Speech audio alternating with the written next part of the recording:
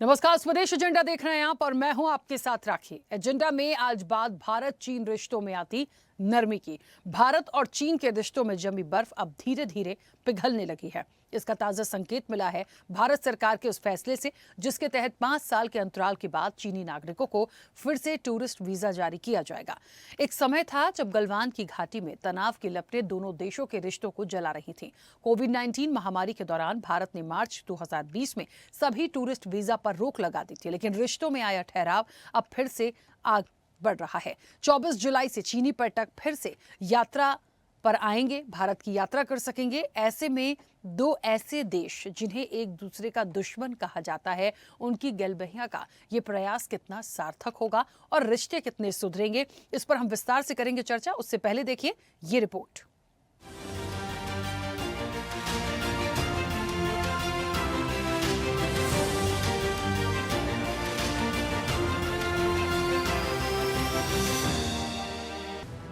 भारत और चीन के रिश्तों में आई तल्खी अब धीरे धीरे कम हो रही है। 5 साल के लंबे अंतराल के बाद भारत ने चीनी नागरिकों को पर्यटक वीजा देना दोबारा शुरू कर दिया है। ये कदम दोनों देशों के बीच रिश्तों को सामान्य करने की दिशा में एक बड़ा संकेत माना जा रहा है। खासकर गलवान घाटी में हुई हिंसक झड़पों के बाद से रिश्तों में जो खटास आई थी वो अब कम होती नजर आ रही है। भारत ने साल 2020 में कोविड-19 महामारी के दौरान चीनी नागरिकों को पर्यटक वीजा देना बंद कर दिया था। हालांकि बाद में महामारी से जुड़ी पाबंदियां कई देशों के लिए हट गईं, लेकिन चीन के लिए ये रोक जारी रही। इसकी बड़ी वजह लद्दाख के पूर्वी इलाके में भारत चीन सैन्य टकराव और तनावपूर्ण हालात थे, जिसके बाद अब ये पाबंदी हटाई गई है। ये फैसला ऐसे समय पर लिया गया है जब विदेश मंत्री एस जयशंकर ने 14 और 15 जुलाई को बीजिंग में अपने चीनी समकक्ष वांग यी से विस्तार से बातचीत की थी। जयशंकर ने शंघाई सहयोग संगठन के विदेश मंत्रियों की बैठक में हिस्सा लिया। साथ ही चीन के उपराष्ट्रपति हान झेंग से भी मुलाकात कर द्विपक्षीय संबंधों को सामान्य करने पर जोर दिया। भारत और चीन के बीच पिछले साल अक्टूबर में एलएसी पर सैन्य तनाव में कमी आई थी। दोनों देशों की सेनाएं कई इलाकों से पीछे हटी, जिससे बातचीत का रास्ता फिर खुला। इसके बाद दोनों देशों ने धीरे धीरे कुछ ऐसे कदम उठाए हैं जिससे रिश्तों को दोबारा पटरी पर लाया जा सके। हाल ही में कैलाश मानसरोवर यात्रा भी 5 साल बाद फिर से शुरू हुई है, जो कि सकारात्मक संकेत है। पर्यटक वीजा फिर से जारी करना एक सकारात्मक कदम है, लेकिन भारत इस प्रक्रिया में पूरी सतर्कता बरत रहा है। विदेश मंत्री जयशंकर ने वांग यी से मुलाकात के दौरान स्पष्ट किया था कि रिश्तों को आगे ले जाने के लिए दोनों देशों को दूरदर्शिता और पारस्परिक सम्मान की भावना रखनी होगी।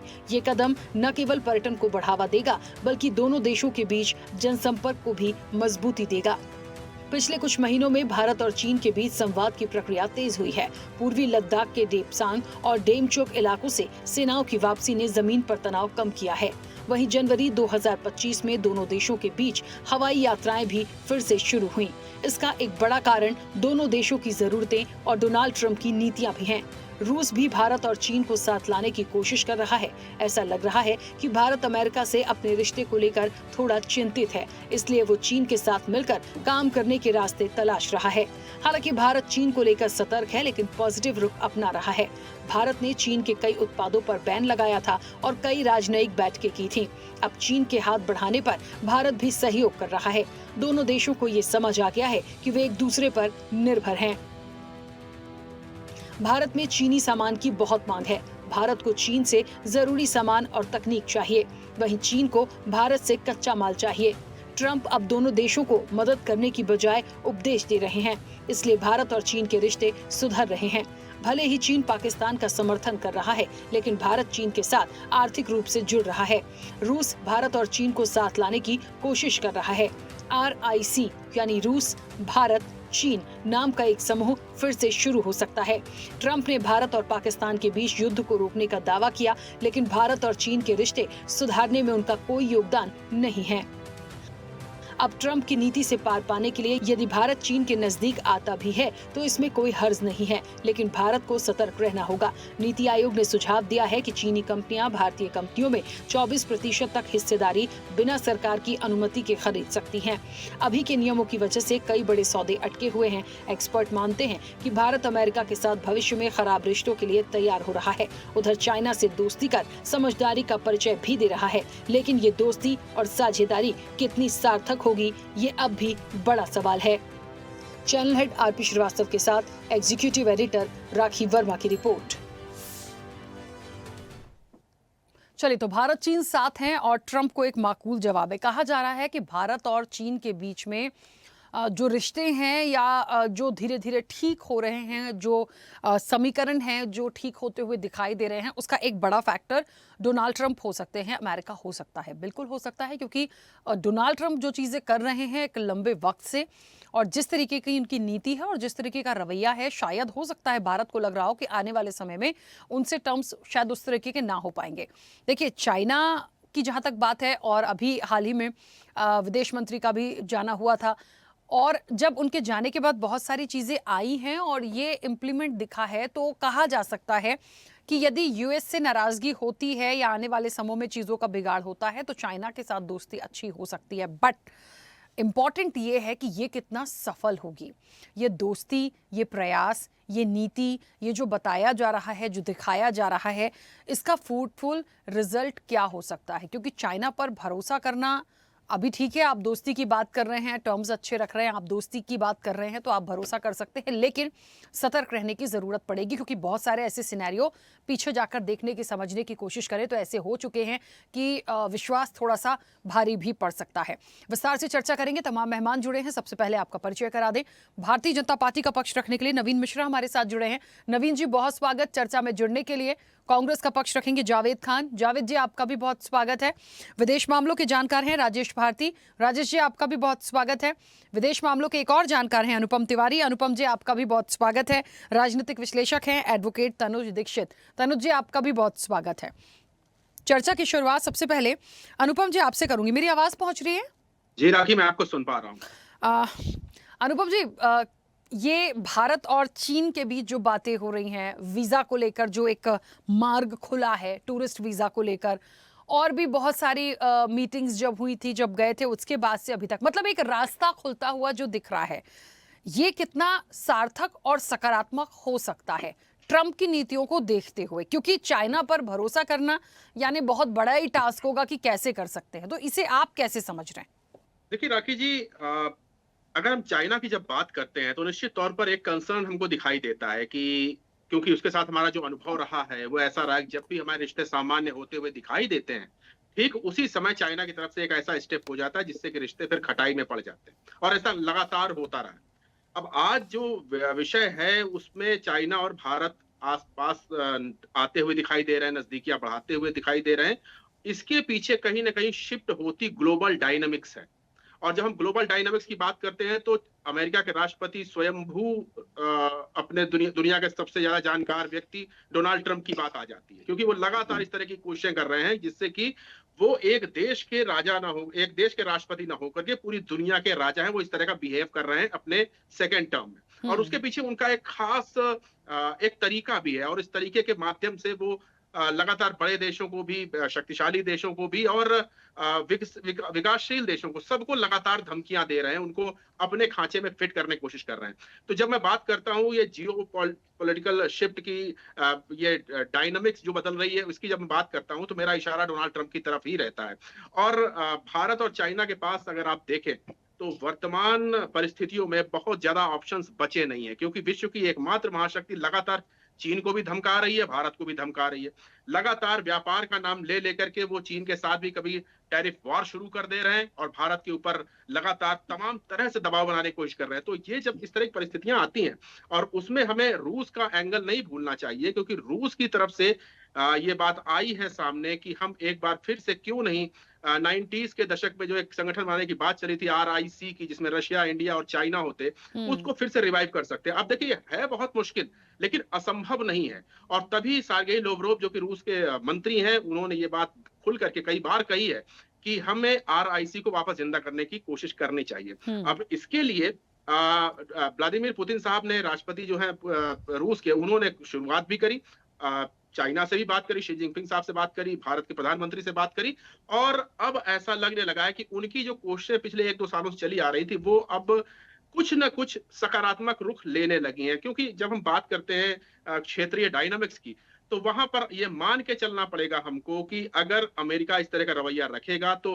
निश्चित तौर पर भारत और चीन को नजदीक आना ही पड़ेगा। अब नजदीक आने का मतलब ये नहीं है कि दोनों के सारे संबंध सही हो जाएंगे, जो रिश्ते बिगड़े हुए थे वो सुधर जाएंगे। नजदीक आने का मतलब ये है कि फिलहाल हम अपने जो विवादास्पद मुद्दे हैं उनको हम बैक बेंच में रख सकते हैं, और यही कोशिशें करी जा रही हैं लगातार भारत की तरफ से भी, कि सीमा विवाद हो या फिर सैन्य विवाद हो या फिर इंडो पैसिफिक के ऊपर एक डोमिनेट करने का जो प्रवृत्ति हो, फिलहाल उसको बैक बेंच पे रख दिया जाए, और व्यापारिक हितों को सबसे पहले रखते हुए दोनों देश कम से कम शुरुआत तो करें। तो अगर हम इस लिहाज से देखेंगे तो ये अच्छी पहल है। लेकिन फिर वही बात है कि चाइना के ऊपर आप किस लेवल तक भरोसा कर सकते हैं। अब ये चाइना को दिखाना है कि क्या हम वो हमारा भरोसा जीत सकता है या नहीं जीत सकता, क्योंकि अभी हाल ही में बहुत दिन नहीं हुआ जब ऑपरेशन सिंदूर में चाइना खुल करके हमारे विरोध में लड़ता हुआ दिखाई दिया था। भले ही टू फ्रंट वार ना हुआ हो, लेकिन पाकिस्तान के पीछे पूरी तरह सशक्त रूप से खड़ा होकर के चाइना हमसे ही युद्ध कर रहा था।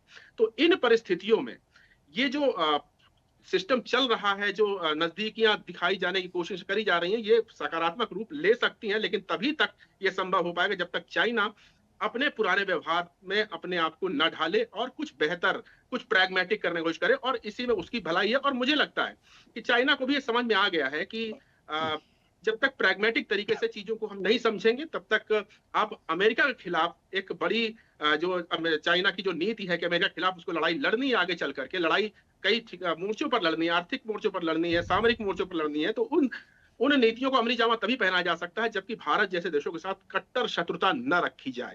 तो मुझे बिल्कुल। लगता है कि एक पहला कदम है, और ये आगे अभी और ज्यादा मूर्त रूप लेता हुआ आपको दिखाई देगा। बिल्कुल ठीक है। राजेश जी, मुझे सुन पा रहे हैं?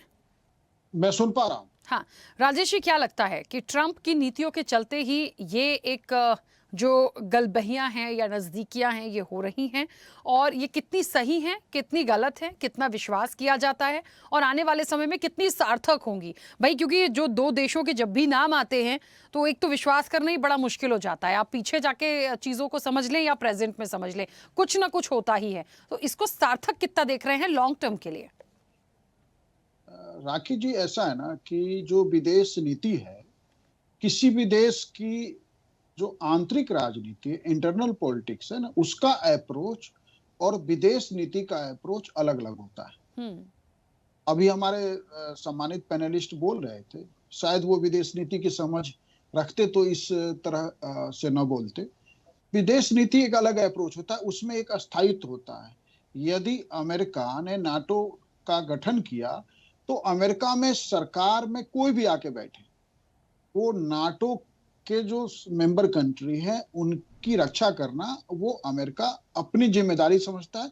विदेश नीति बहुत लंबे काल में विकसित होती है और बहुत लंबे समय तक उसको जो है, कहिए कि सरकारें बदलती रहती है, वो कैरी फॉरवर्ड होता रहता है। अब चाइना के साथ अभी हम थोड़े समय डोकलाम में, लद्दाख में, जगह जगह हम उसके साथ स्टैंड ऑफ में चले जाते हैं। चाइना अभी ऑपरेशन सिंदूर के दौरान जो है, जो उसने पाकिस्तान के साथ खुला समर्थन तो नहीं लेकिन ऑलमोस्ट खुला समर्थन था। उसके अलावा चाइना रिलायबल कंट्री नहीं है। और एक बात और विदेश नीति में समझने का है कि जो दुनिया में देखे दो है, एक ग्लोबल साउथ है, ग्लोबल नॉर्थ है। ग्लोबल साउथ का लीडर यदि भारत को होना है तो भारत ग्लोबल साउथ का लीडर तभी हो सकता है जब एक भारत मजबूत देश हो, जब भारत के ऊपर ग्लोबल साउथ के देश हम पे भरोसा कर सके, और वो भरोसा चीन के साथ खड़े होने से नहीं होगा।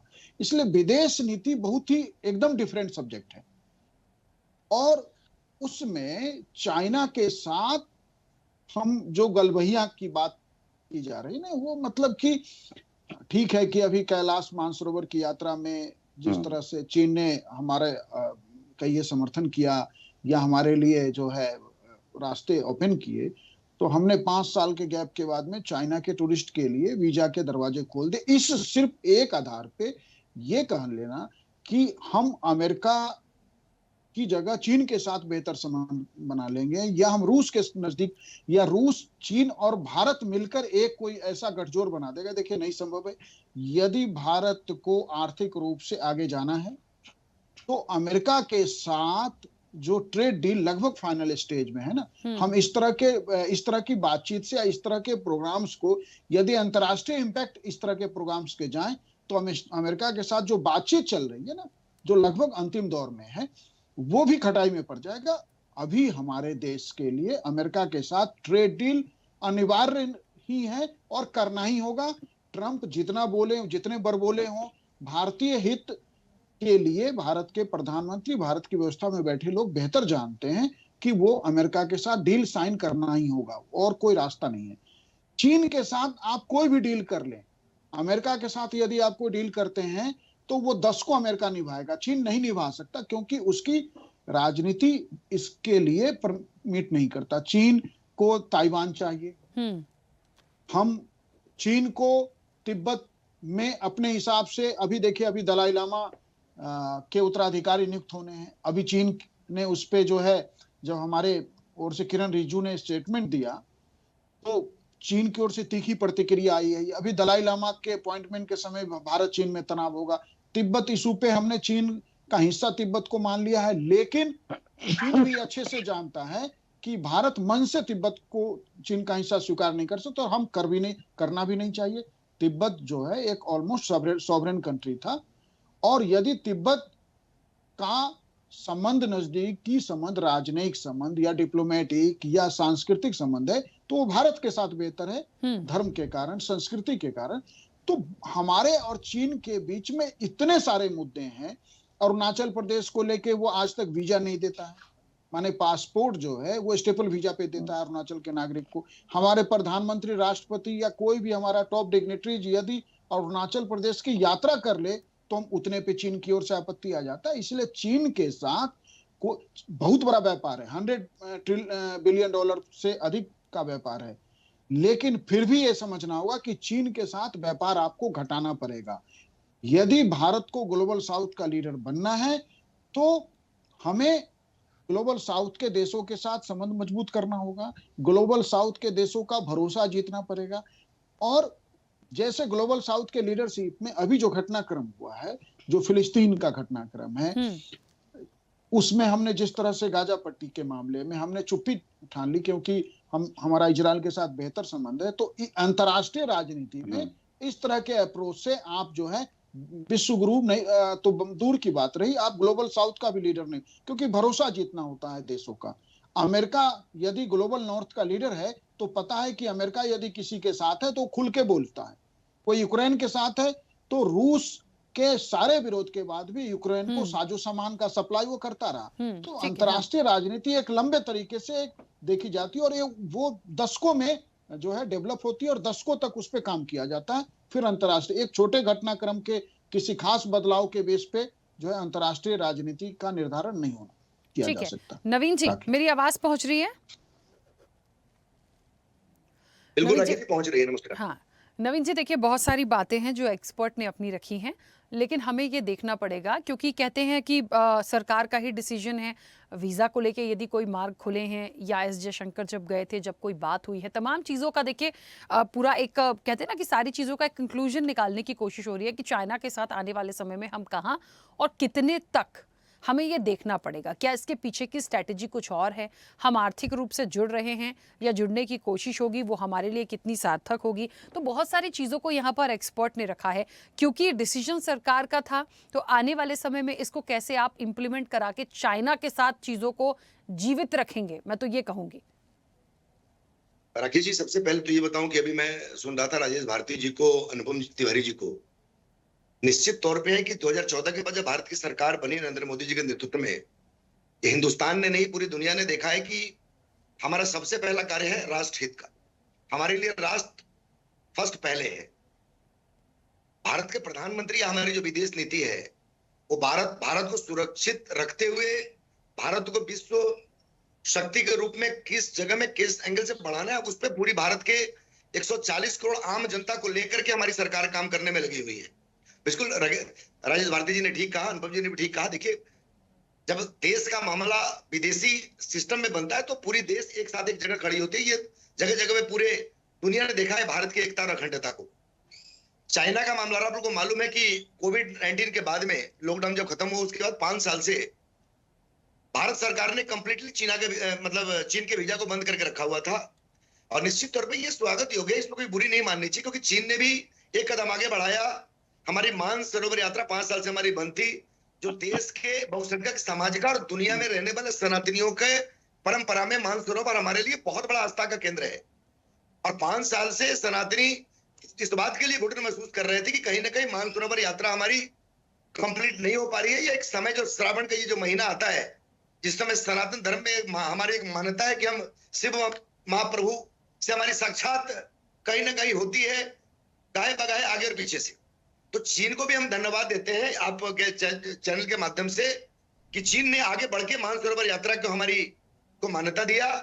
और जैसे अभी हमारे देश के विदेश मंत्री जी गए थे, वहां के उपराष्ट्रपति जी से, वहां के सुरक्षा सलाहकार से बहुत सारी मीटिंग हुई, बहुत सारे मुद्दे पे मीटिंग हुई। बिल्कुल राजेश भारती जी बोल रहे थे लद्दाख के बारे में, हमारे ठीक बंगाल से लड़े भूटान के बगल का मामला था। 5 साल में एक चीज हम बता दें कि 2014 के बाद हमने किसी भी ढंग से, चाइना ने कहीं भी हमसे जिस ढंग से वार्ता करने का कोशिश किया, हमने उसी उनके हिसाब से, उनके शब्दों में उनको हमने जवाब दिया है। रहा एशिया का मामला, निश्चित तौर पे, क्योंकि एशिया महाद्वीप में भारत भी एक महाशक्ति है, चाइना भी एक महाशक्ति है, रसिया भी एक महाशक्ति है। और आपको मालूम है राखी जी की सबसे पुराने मित्रों में हमारा रसिया से एक संबंध बहुत मजबूत रहा है। और रसिया एक नई पॉलिसीज के ऊपर बहुत तेजी से काम कर रही है, और उस विस्तार में भारत भी रसिया के साथ है। रहा अमेरिका के राष्ट्रपति का, निश्चित तौर पे गाहे बगाहे उनके राष्ट्रपति जी का इस बार सेकेंड टर्म में कुछ भाषा कह लें, कुछ उनके व्यवहार कह लें, ये पूरी दुनिया देख रही है। लेकिन उस चीज से ना तो भारत कभी घबराने वाला है, ना भारत की विदेश नीति पे इस पे कोई असर पड़ने वाला है। भारत के प्रधानमंत्री जी, भारत के विदेश मंत्री जी, भारत के सुरक्षा सलाहकार और हमारी तमाम जो नेशनल एजेंसीज है, वो उसी भाषा में हम जवाब दे रहे हैं जिस भाषा में अमेरिका के राष्ट्रपति सुनना चाहते हैं या वहां की सरकार सुनना चाहती है। इसका मतलब ये नहीं है कि चाइना से हमारे नए रास्ते बन रहे हैं, हमने उनको उनके पर्यटन के लिए रास्ता खोला है। आम नागरिक भारत के हो या चाइना के हो, एक दूसरे से संबंध बढ़ा रहे हैं। इसका मतलब ये नहीं है कि हम अमेरिका से कोई नीतिगत रूप से रिश्ते खराब कर रहे हैं, रिश्ते तोड़ रहे हैं। हमारी जो व्यापारिक सिस्टम है, हमारे जो अंतरराष्ट्रीय स्तर पर जो हमारी विदेश नीति अमेरिका के साथ में है, वो जिस ढंग से चल रहा है उसी ढंग से चलता रहेगा। अभी अमेरिका के ऊपर डिपेंड करता है। भारत ने पहले भी ये कहा है कि भारत अपने हित से कभी भी समझौता नहीं करेगा। पाकिस्तान वाला सिंदूर ऑपरेशन चल रहा था, चाइना के रोल दुनिया ने देखा। चाइना ने अपने तमाम जो आर्म्स और उनके जो एयरक्राफ्ट उन्होंने दिया, हमने उस पर क्या कार्रवाई की वो दुनिया ने देखा है कि हमने क्या कार्रवाई किया है। अब विपक्ष, मेरे देश के विपक्ष मित्र हैं, बिल्कुल सही बात है कि विपक्ष ने उस समय, चाहे समाजवादी पार्टी हो, कांग्रेस हो, ममता बनर्जी हो, ओवैसी साहब हो, बहुजन समाज पार्टी हो, अरविंद केजरीवाल जी की आप हो, लालू प्रसाद जी की आरजेडी हो, तमाम पार्टी ने सिंदूर जो हमारा ऑपरेशन था उस समय साथ दिया। लेकिन अब विपक्ष के पास थोड़े काम नहीं है, बेरोजगारी बहुत ज्यादा है, तो समय समय पे कभी वो चाइना हो या कभी वो अमेरिका हो या आप रसिया के हमारे रिश्ते हो, इस पे कभी कभी वो सुगापा छोड़ते रहते हैं। लेकिन भारत की विदेश नीति, भारत के आम नागरिक, भारत का राष्ट्रवादी परिवार जो 140 करोड़ है, अब ये विपक्ष के भी स्थिति को समझ चुके हैं और भारत सरकार के भी स्थिति को समझ चुके हैं। इसलिए भारत की सरकार, यहाँ के प्रधानमंत्री, आज भी प्रधानमंत्री जी ब्रिटेन गए हैं, 2 दिन के दौरे पे हैं। राखी जी आपको बता दी कि भारत की विदेश नीति पिछले 10 सालों में बहुत ही मजबूत हुई है, और निश्चित तौर पे इस विदेश नीति को मजबूत करने में कहीं ना कहीं देश के पूर्व मंत्री और भारत के पूर्व राष्ट्रपति प्रणब मुखर्जी जी की बहुत सारी कूटनीतिक पॉलिसी जी, जिस पॉलिसी पे हमने काम किया है, हम स्वीकार करते हैं कि हमने काम किया है। बहुत सारी अर्थशास्त्र नीति थी मनमोहन सिंह जी की, उसको भी हमने आगे बढ़ाया है। जी, मैं विदेश नीति पर ज़्यादा इसलिए कोई टिप्पणी नहीं करूंगी, क्योंकि पॉलिसीज़ क्या होती हैं, क्या टर्म्स एंड कंडीशंस उस वक्त हैं, क्या सिचुएशंस हो रही हैं, कैसे डील कर रहे हैं, तो जो डील कर रहे होते हैं ये बहुत अच्छे से समझते हैं। तो मैं व्यक्तिगत टिप्पणी नहीं करूंगी, लेकिन हाँ ये ज़रूर कहूंगी, इस बीच बहुत सारे ऐसे मुद्दे आए हैं, बहुत सारी ऐसी बातें आई हैं जहां पर एक्सपर्ट्स ने कहा है कि हमारी विदेश नीति में हमें बहुत गंभीरता के साथ बदलाव की ज़रूरत है। राजेश भारती जी बोल रहे थे ताइवान, पूरी दुनिया जानती है कि ताइवान और तिब्बत के मामले में भारत की क्या रणनीति रही है, चाहे पूर्ववर्ती सरकारों की रणनीति रही हो या अभी मोदी जी की सरकार की 10 साल की जो नीति है, हमारी एकदम नीति स्पष्ट है। ताइवान का मामला, हम ताइवान के साथ शब्द हमारा दोस्ताना संबंध रहा है, और ताइवान और चाइना का वो आंतरिक मामला है। और ये हर हिंदुस्तानी, हर भारत में रहने वाले 140 करोड़ लोग तिब्बत को हरदम अपने परिवार का समझता है, और तिब्बत के मामले में भारत सरकार कोई भी दबाव, चाइना हो या अंतर्राष्ट्रीय स्तर का कोई भी दबाव, हम तिब्बत के मामले में मानने को तैयार नहीं है और ना हम इस पर झुकने को तैयार हैं। लेकिन हमें नवीन जी, मैं वही तो कह रही हूँ कि विदेश नीति की जो बात आप कर रहे थे, मैंने इसीलिए कहा कि बहुत सारे एक्सपर्ट कहते हैं कि विदेश नीति में बदलाव की जरूरत है। एग्जाम्पल गोज टू, ऐसे चला जाएगा वो कि हम ऑपरेशन सिंदूर में सर, जब भारत पाकिस्तान की चीजें चल रही थी, हमें ये देखना पड़ेगा, हम संबंधों की बात तो करते हैं, हमारे साथ कौन था, किस तरीके से चीजें आई, बाद में क्या हुआ, अपकमिंग आने वाले समय में कौन होगा, हमको सारी चीजें देखनी पड़ेंगी। रही बात डोनाल्ड ट्रंप की, तो उसके लिए क्वेश्चन मार्क इसलिए लगा और हमेशा लगा रहेगा। 24 से 25 बार हर जगह आके ये कह देना कि पूरा क्रेडिट मुझे ही जाता है, भैया एक जवाब तो हम दे सकते थे, बिल्कुल मुंह पे दे सकते हैं, बिल्कुल मुंह पे दे सकते हैं कि भाई साहब आप अपना मुंह बंद रखिए, अब ज्यादा हो गया, पर वैसा कोई सिनेरियो हमें दिखा नहीं। तो क्वेश्चन इसलिए आया। जहां भी जब राखी जी, देश के प्रधानमंत्री जी ने जवाब दिया है, सार्क सम्मेलन में जवाब दिया है, सार्क सम्मेलन के बाद प्रेस कॉन्फ्रेंस में इंडिया में जवाब दिया है, अमेरिका के क्या रोल रहे, भारत का क्या रोल रहा, हम या किसी की, भारतीय का क्या रोल रहा। नवीन जी सुनिए, मैंने पहले एक लाइन कही थी, मेरा बिल्कुल उद्देश्य नहीं है किसी पे भी व्यक्तिगत रूप से आरोप लगाना या किसी पर सवाल उठाना, पर आप मेरी बात को समझिए, हम किसी की मध्यस्थता स्वीकार नहीं करते हैं इस बात में, नहीं करते हैं। और आप कौन होते हैं ये कहने वाले कि आपने करवाया, भैया कहां से कराया, प्रूफ दीजिए, दोस्ती अपनी जगह, ये राइट है पूछने का। हमारी इतनी ताकत है, हम विश्व की चौथी बड़ी अर्थव्यवस्था हैं, तो हमारे प्राइम मिनिस्टर की ताकत है कि वो बोल सकते हैं ट्रंप को, बात इतनी सी थी बस। राखी जी 4 दिन में जो हमने किया वो दुनिया ने देखा है। पाकिस्तान का फोन भारत के पास आया है, हमने फोन नहीं किया है। तो सर मैं तो उसका क्लेरिफिकेशन ले ही नहीं रही हूँ, अच्छी बात है, पाकिस्तान नतमस्तक हो जाए, बिल्कुल हो जाए, वो उसी लायक है। भारत के हर नागरिक को हमने दिया है, हमारी एयरफोर्स ने भी, आर्मी ने हमारी दिया है, हमारी राफेल की जो मदद थी वो दुनिया को हमने दिखाया है।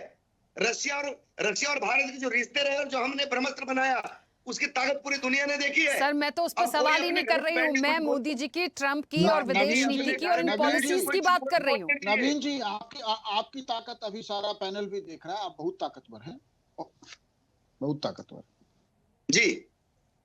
नहीं आप क्या कहा? नहीं, आपकी ताकत तो सारा पैनल बैठा है, सुन रहा है, आप बहुत ताकतवर हैं और आपका स्वागत है। आपके ताकतवर नहीं है, देश ताकतवर है, देश की सरकार ताकतवर है, भारत के 140 करोड़ लोग ताकतवर हैं। यहाँ ताकत की बात यह है, ठीक है, हमने 4 दिन में क्या किया दुनिया ने देखा है। सर हमने 4 दिन में क्या किया ये दुनिया ने देखा, बिल्कुल हमने बहुत अच्छा काम किया, लेकिन 24 बार भी जो हमने सुना वो भी दुनिया ने देखा। अब मैं नहीं जाना चाह रही उस चीज पे, मैं बार बार बोल रही हूँ, उसकी जवाब हमने दिया है। और आपने विदेश नीति के बारे में कहा, समय पे दुनिया की स्थिति को देखते हुए जो विदेश नीति की बदलाव होती है, भारत भी उसका अंग है, भारत भी विदेश नीति में बदलाव करता है, लेकिन भारत की विदेश नीति देश की सुरक्षा के साथ रहता है, देश के स्वाभिमान के साथ रहता है। विदेश मामलों के जानकार हैं, वो पॉलिसीज के बारे में बहुत अच्छा जानते हैं। मैंने पहले ही कहा था मैं कुछ नहीं कहूंगी, जितना मैं कह सकती थी मैंने कह दिया। ठीक है, वापस आऊंगी। जावेद जी मुझे सुन पा रहे हैं? जी राखी जी सुन रहा हूं। जावेद जी, विपक्ष में होने के नाते और कांग्रेस का पक्ष क्योंकि आप रख रहे हैं, अब भारत और चाइना की ये जो गलबहियां वाली बातें आ रही हैं, भले एक ही चीज के पीछे कि एक ने टूरिस्ट वीजा की लाइन खोली तो दूसरे ने भोलेनाथ के दर्शन के द्वार के लिए वो चीजें कर दी, भले एक ही लाइन के से लिए सही, लेकिन आने वाले समय के लिए ये कुछ पॉजिटिव देखते हैं विपक्ष में होने के नाते, क्योंकि विपक्ष बहुत सारे मुद्दों पर साथ रहता है और यहाँ पे बात पक्ष या विपक्ष की नहीं, यहाँ तो बात देश की हो रही है। नमस्कार राखी जी, आपको, आपके सभी दर्शकों को, साथी मीडिया पैनलिस्ट को भी मेरा नमस्कार।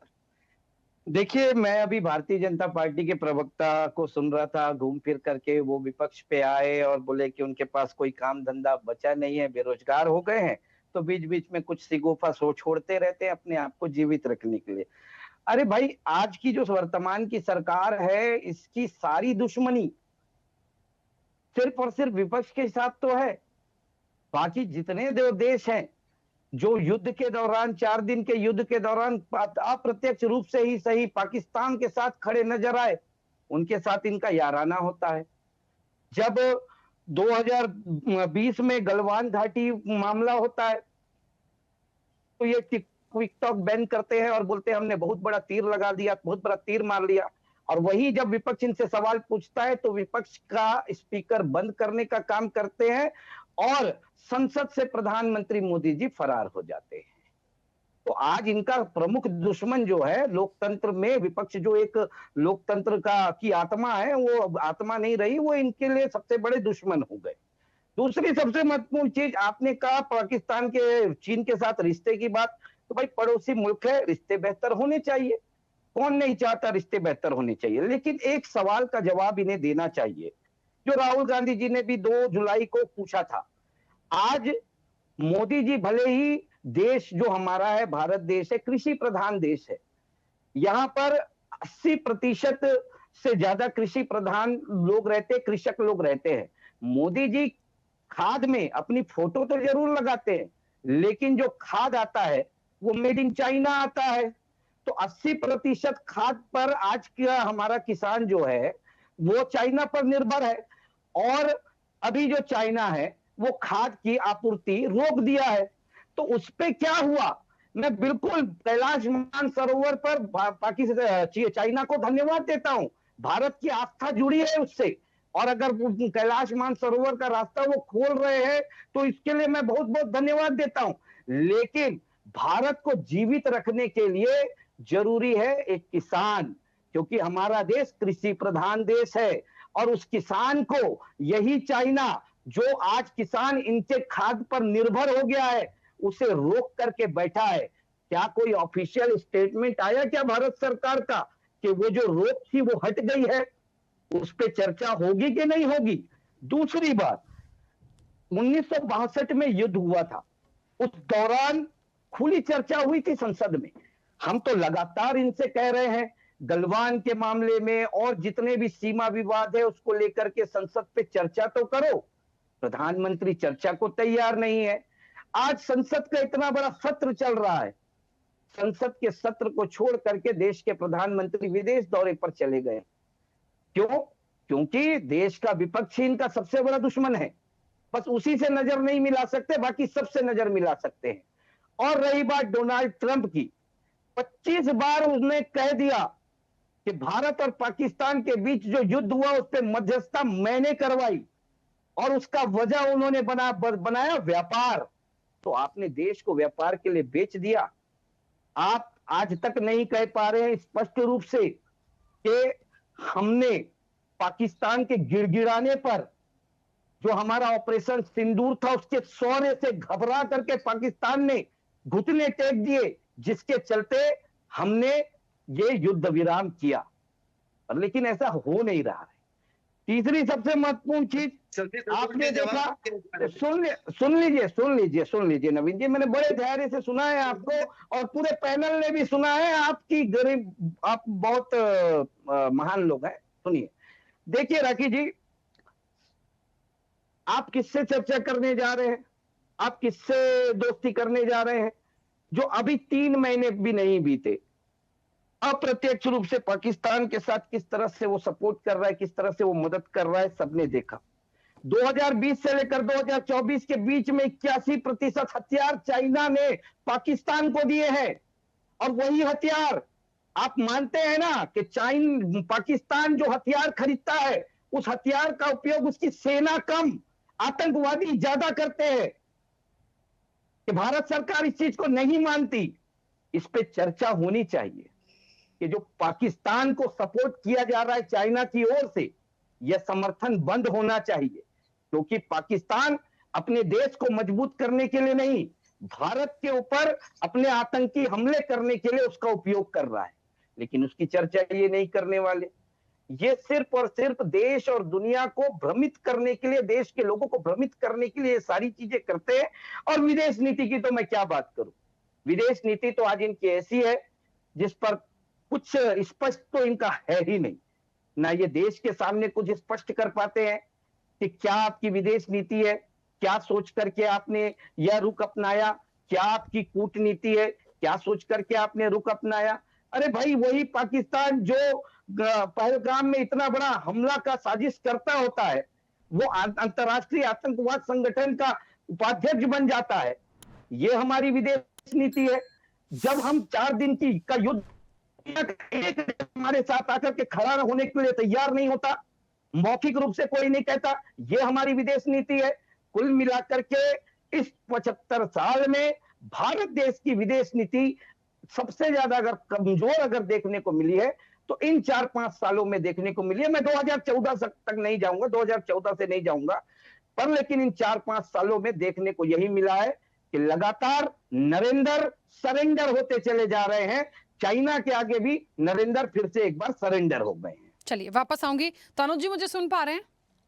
तनुज जी राखी जी, भारत और चाइना के रिश्तों की बात हो रही है। देखिए 2-3 बातें हैं जो हमें बहुत अच्छे से समझनी पड़ेगी। पहली तो यही है, पास्ट में जो कुछ भी हुआ हम बहुत अच्छे से जानते हैं। प्रेजेंट में हम ये भी जानते हैं कि हम बिल्कुल एक बहुत ज़्यादा यारी नहीं रख सकते, मतलब विश्वसनीय यारी कि चाइना के साथ हम रख लें कि अरे हम बहुत ही अच्छे हो गए, जो चाइना ने कह दिया, जो भारत ने कह दिया, ये हम कर नहीं पाएंगे क्योंकि पास्ट के ऐसे बहुत सारे एग्जाम्पल हमारे और आपके सामने हैं। हमें लेकिन इसे भी हम डिनाई नहीं कर सकते, चाइना से या चीनी सामान कितना हमारे भारत में आता है ये हमें बहुत अच्छे से मालूम है। कितनी चीज़ें हैं, सबसे ज़्यादा रिटर्न में क्या होता है, कच्चा माल चाहिए वो भारत से लेता है। तो यहाँ पे आर्थिक रूप से या व्यापार की दृष्टि से तो देखें तो चलिए ठीक है, आपने एक लाइन हमारे पास सामान ज़्यादा है, आपको कच्चा माल चाहिए, ठीक है भैया, दोस्ती है, व्यापार है, चल रहा है। दूसरा, आपने टूरिस्ट वीज़ा यहाँ से ओपन हुआ, आपने कैलाश मानसरोवर खोल दिया, यहाँ से भी चीज़ें समझ में आई। लेकिन आने वाले समय में क्या, क्योंकि क्या आपको लगता है कि भारत इस तरीके से विश्वास करके आगे बढ़ सकता है कि ट्रंप को आईना दिखाएंगे? तो भाई ट्रंप तो ट्रंप है, उन्हें जो करना है वो करते रहेंगे, लेकिन चाइना पर तो भरोसा नहीं कर सकते ना। यहाँ आपके साथ दोस्ती बढ़ाई, वहाँ पाकिस्तान को समर्थन दे ही रहा है, कल को 2 मिनट लगेंगे धोखा दे के वापस कहीं और जाने में। तो आगे ये जो चीज़ें हैं या ये जो एक अटैचमेंट दिखाने की कोशिश की जा रही है, इसे आप कैसे देख रहे हैं? देखिए, मुख्य रूप से भारत और चाइना के बीच में लाइन ऑफ एक्शन कंट्रोल यानी एलएसी के ऊपर जो है वो सबसे प्रमुख मुद्दा है। अगर दोनों देशों की बात करें तो लगातार एक तरीके से चाइना के द्वारा एक घुसपैठ, बेबुनियादी अवसंरचना का निर्माण जो है हम देख रहे हैं। खास करके अरुणाचल प्रदेश के 90,000 वर्ग किलोमीटर क्षेत्र के, खास करके जो दक्षिण तिब्बत है वहां पर अक्साई चीन जिसे हम कहते हैं उसका कब्जा भी भयंकर रूप से दिखाई देता है। और ये देखिए ड्यूल व्यूज विलेज के निर्माण, क्षेत्र नियंत्रण पे कार्य करने की रणनीतियां, ये सब निश्चित रूप से चाइना की है। लेकिन इसके बावजूद भी अगर हम बात करें, जिसको लेकर के कई बार समाधान निकालने के प्रयास किए जा रहे हैं, लेकिन निरंतर इन रणनीति और मतभेदों के बावजूद दोनों राष्ट्र व्यापार, बहुपक्षवाद और सांस्कृतिक आदान प्रदान के माध्यम से भी जुड़े हुए हैं। अपनी दृष्टिकोण दोहराते हुए अगर एलिफेंट ड्रैगन ह्यूट का आह्वान किया जाता है, जो प्रमुख एशियाई राष्ट्रों के बारे में शांतिपूर्ण सहकारिक सह-अस्तित्व में प्रतीकात्मक आह्वान भी दर्शाती है, ऐसे सभी कृत्यों में चाइना जो है अपनी जगह पर निश्चित रूप से समर्थन के साथ में आगे बढ़ता दिखाई देता है। वहीं इंपोर्ट एक्सपोर्ट जैसी जो चीजें हैं जिसमें हम भारत के इकोनॉमी को समझे तो दोनों देशों के बीच में काफी 2021 से 24 के बीच की भी अगर हम पिछले 3 साल की रिपोर्ट देखते हैं तो बेहद ही सकारात्मक रूप से जो हम कहेंगे कि दोनों देश के व्यावसायिक संबंध काफी मजबूत और स्थापित दिखाई देते हैं।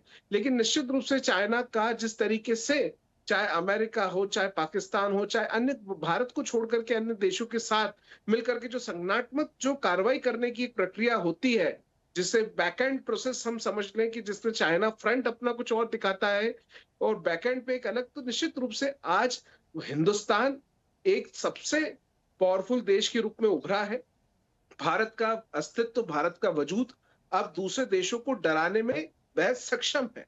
ऐसे में चाहे अमेरिका हो, चाहे चाइना हो, निश्चित रूप से भारत से स्वतः ही हर मामलों में सहज नहीं होते हैं, क्योंकि वो निश्चित रूप से वो एक साइड बिजनेस भी चाहते हैं, पैसों का ट्रांजैक्शन भी चाहते हैं, दिखावे के संबंध, पेपरों पर सब चीज व्यवस्थित होती है। लेकिन एक तरफ जो उनकी रणनीतियां हैं, जो उनकी मानसिकताएं हैं, जो कूटनीति है, वे कभी हम भारत के फेवर में हम सोच भी नहीं सकते। हमें उससे मित्र देश की श्रेणी में व्यावसायिक मित्र हमारा चाइना हो सकता है, लेकिन वो भारत के लिए कितना भला सोचेगा, भारत के साथ कितना कंधे से कंधा मिला के खड़ा रहेगा, ये हमने कई बार 1965 से लगा करके देखा है।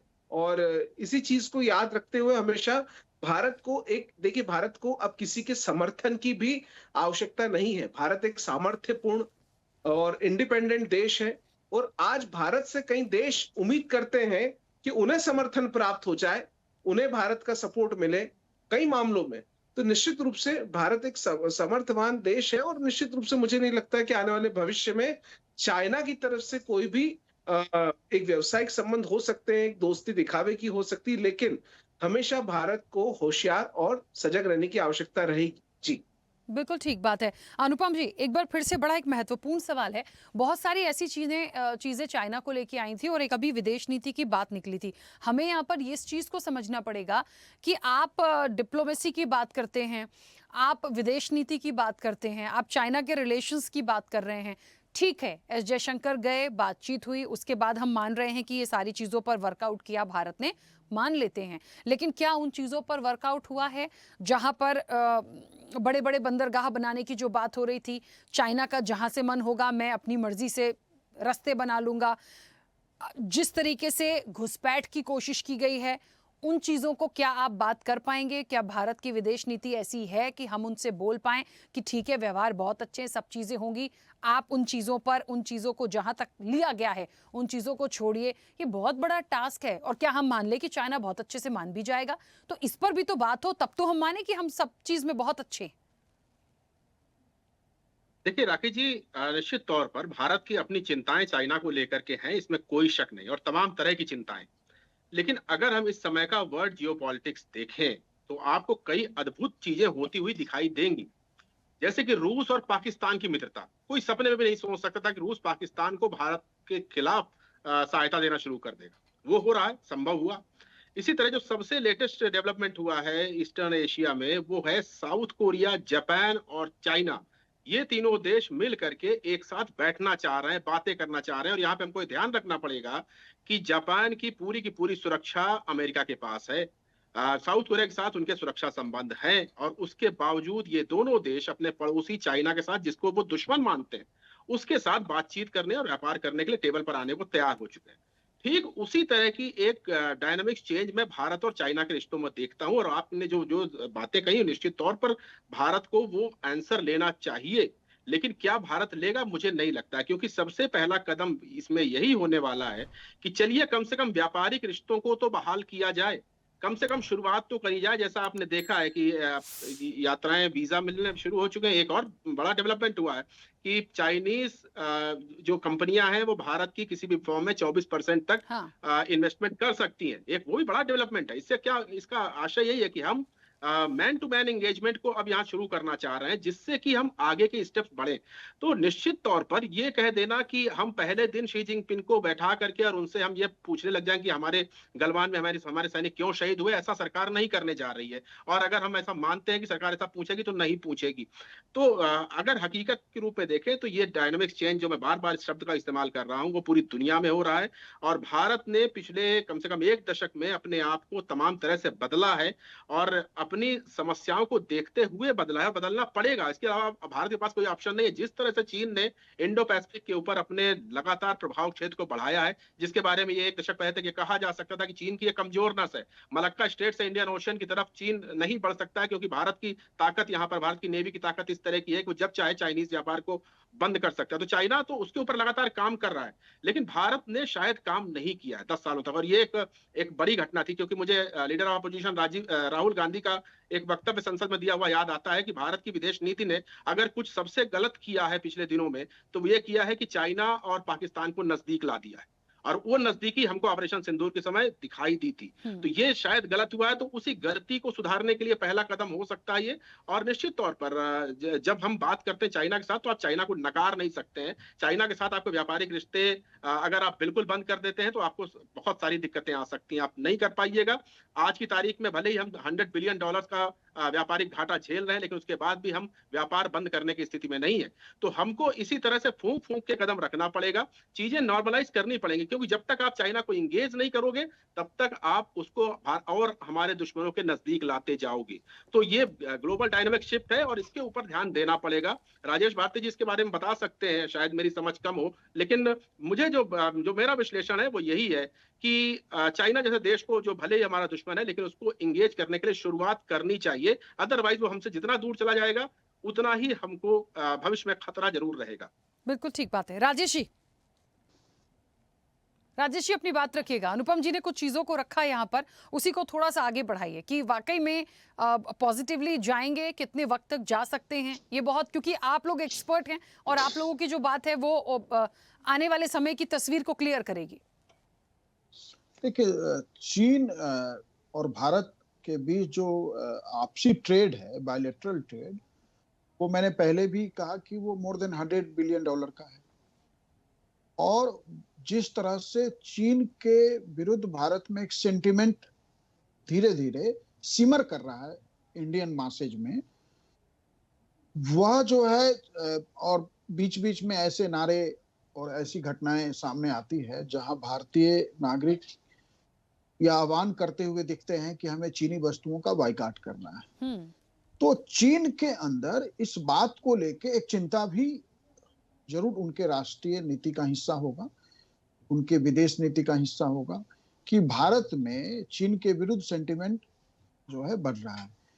दूसरा कि चीन स्पष्ट रूप से यह बात जानता है, मैंने पहले भी जो है आपके चैनल पे ही बातचीत में स्पष्ट रूप से कहा है कि चीन जब तक तिब्बत का इशू और ताइवान का इशू पूरी तरह सेटल नहीं कर लेता, तिब्बत उसका इंटीग्रल पार्ट है, लेकिन दलाई लामा का मामला फंसा हुआ है, और ताइवान पे वह कब्जा करना चाहता है या चीन का उसे हिस्सा बनाना चाहता है। तो जब तक चीन स्पेशली ताइवान के इशू को सॉल्व नहीं कर लेता, तब तक वह भारत के साथ सीधे टकराव में नहीं जाएगा।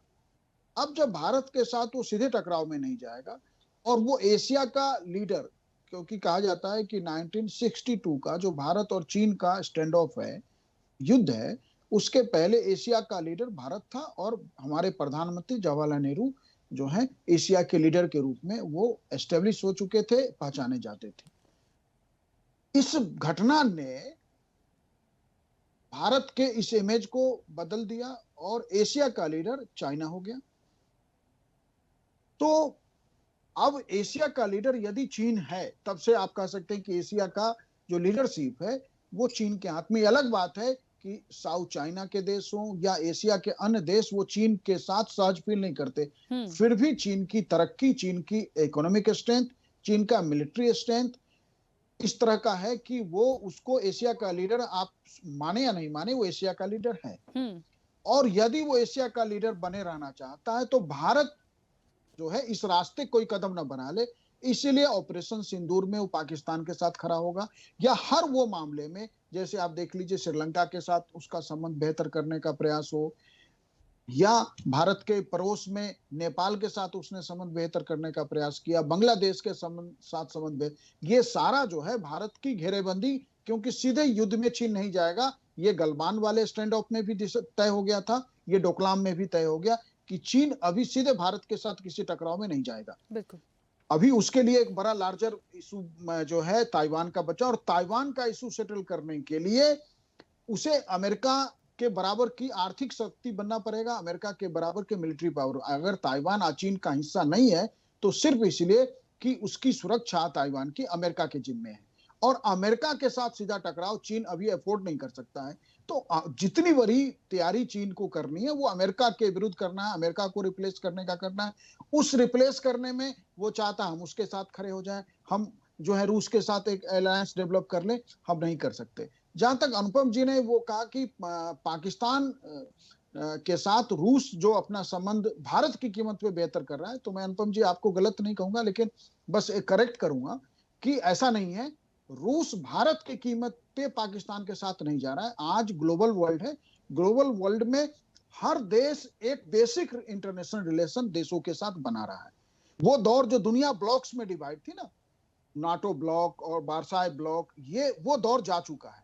आज दुनिया जो है एक बाजार है। ग्लोबलाइजेशन का ऑब्जेक्टिव भी है ये कि पूरी दुनिया को हम एक ग्लोबल विलेज बनाना चाहते हैं। बिल्कुल, और ठीक है, ग्लोबल हाँ। विलेज का कॉन्सेप्ट है कि हम हर देश दुनिया में हर जगह से चीजें खरीदना चाहता है, बेचना चाहता है। रूस जो है कभी भी, अभी माने अगले कुछ दशक तक तो ये संभव नहीं है कि रूस जो है भारत के प्राइस पर जो है पाकिस्तान के नजदीक जाएगा। बिल्कुल जी ठीक है। राखी जी। नवीन जी बहुत सारी जी। देखिए बातें आ जी, गई राखी हैं और अब समझदारी इसी बात की है कि अपने व्यापार को देखते हुए आप चलिए, लेकिन अपनी सतर्कता के साथ चलिए। आज अमेरिका जो कर रहा है उसे तो अभी छोड़ दीजिए कि वहां तो हम कुछ बोल नहीं रहे हैं, लेकिन चाइना के साथ जो आने वाली चीजें धीरे धीरे बढ़ेंगी या नहीं बढ़ेंगी वो आने वाले वक्त की बात है। हम अपनी स्ट्रेटेजी, अपनी चीजों को क्लियर लेके चलें, बस इतनी सी बात है। राखी जी, राजेश जी, दीक्षित जी और अनुपम जी ने कहा वो सारी बात एकदम जो हम लोग चल रहे हैं चर्चा। भाई जावेद खान जी ने बड़ी अच्छी अच्छी बातें कही, उन्होंने विपक्ष और सरकार के बारे में। राखी जी मैं बता दूं कि चाइना कभी भी भारत का मित्र देश न था, न है और न कभी रहेगा। व्यापारिक संबंध, आपसी सामंजस्य और एशिया के अंदर जो एक समीकरण बदल रही है, चाहे वो रशिया, उसके फ्रंट में रशिया हो या भारत हो या एशिया के और सारे देश हो, उस पर हमारे कारगर काम चल रहे हैं। विदेश नीति हमारी मजबूत चल रही है। रहा राहुल गांधी जी के वक्तव्य के बारे में, जावेद खान जी ने कहा, जावेद भाई आपको बता दूं कि राहुल गांधी जी का तो सेकंड ननिहाल ही चाइना रहा है, ये दुनिया ने देखा है। और पाकिस्तान उनका ददिहाल है। नहीं ये जवाब नहीं हुआ, ये जवाब नहीं हुआ। अब आप गलत तरफ जा रहे हैं, गलत तरफ जा रहे हैं भाई। आप सीधा नहीं, आप गलत बात करेंगे तो मैं बिल्कुल टोकूंगा। सीधी सी बात है कि चाइना की तरफ से जो खाद आता है, जो बंद पड़ा हुआ है, क्या वो फिर से पुनः चालू हो गया? क्या चुनाव फिर से शुरू हो गया? क्या उस पर जवाब दीजिए। अरे नरेंद्र मोदी जी को जो दे रिश्ता है, नाता है मेरा, तो है मोदी जी का पूरी दुनिया के साथ रिश्ता और नाता निकाल लेते हैं मोदी जी। आप कुतर्क मत करिए। सर मुझे समझ में नहीं आता ये पर्सनली क्यों जाते हैं कि किसका कौन मायका है, किसका कौन ननिहाल है, किसका कौन ससुराल है। हम इस डिस्कशन में नहीं है सर। राहुल गांधी और वैसे भी राहुल गांधी नहीं जा रहे हैं कोई इस तरह की बात करने। हम देश की बात कर रहे हैं, विदेश नीति की पॉलिसी के अंतर्गत क्या हो रहा है, क्या होगा, हम उसकी बात कर रहे हैं। राहुल गांधी का ननिहाल कहाँ से आ गया सर, पता नहीं। अरे सुन लीजिए ना, सुनिए। अरे भाई आप सुनिए, एक सीधा सा सवाल मैंने पूछा आपसे। राहुल गांधी जी ने प्रधानमंत्री जी को पत्र लिख करके पूछा कि भारत को 80% जो खाद चाइना की तरफ से आता है वो बंद हो गया है। तो आप बताइए ना, आज अगर आप चाइना के साथ में बात कर रहे हैं, अपने संबंध सुधार रहे हैं, तो वो जो खाद जो बंद हो गया है, क्या वो चालू हो गया? देश के किसान आपके लिए महत्वपूर्ण है या नहीं है? कि देश के लिए पर्यटन महत्वपूर्ण है, देश के लिए पर्यटन महत्वपूर्ण है, देश के लिए किसान महत्वपूर्ण है। कितनी बड़ी गद्दारी करने का काम किया, ये तो दुनिया में देखा है।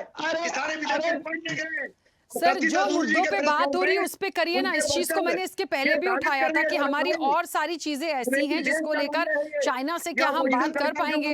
वही सवाल उसमें से एक वो कर रहे हैं, तो उस पर बात करें ना। अलग अलग इस तरह से क्यों विषयांतर करते हैं चीजों को। हाँ बोलिए जावेद जी, जल्दी से सर, समय हो गया। नहीं राखी जी देखिए, इनको शांत करवाइए, पहले आप इनको शांत कराइए, इनको शांत करवाइए राखी जी। एक मिनट नवीन जी 1 सेकंड उनकी बात हो जाने दीजिए प्लीज, जल्दी से, वैसे ही समय हो गया।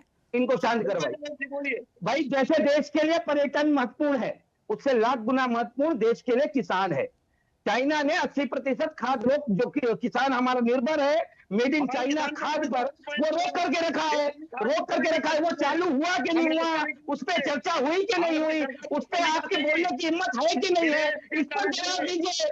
अरे राहुल गांधी किसका ठीक है जावेद जी, तो वो इस बात को रख सकते हैं। वो कैसे अभी उसमें हाँ में हाँ मिलाएंगे, वो उस बात को रख सकते हैं। वो इस मंच के माध्यम से या नवीन जी के माध्यम से हम पहुंचा सकते हैं कि उस पर भी बात हो। ये एक अच्छा सुझाव है, बिल्कुल होना चाहिए। हाँ तो सीधा सा जवाब देना चाहिए उसमें कि हम बिल्कुल बात करेंगे, बिल्कुल हम बात करेंगे।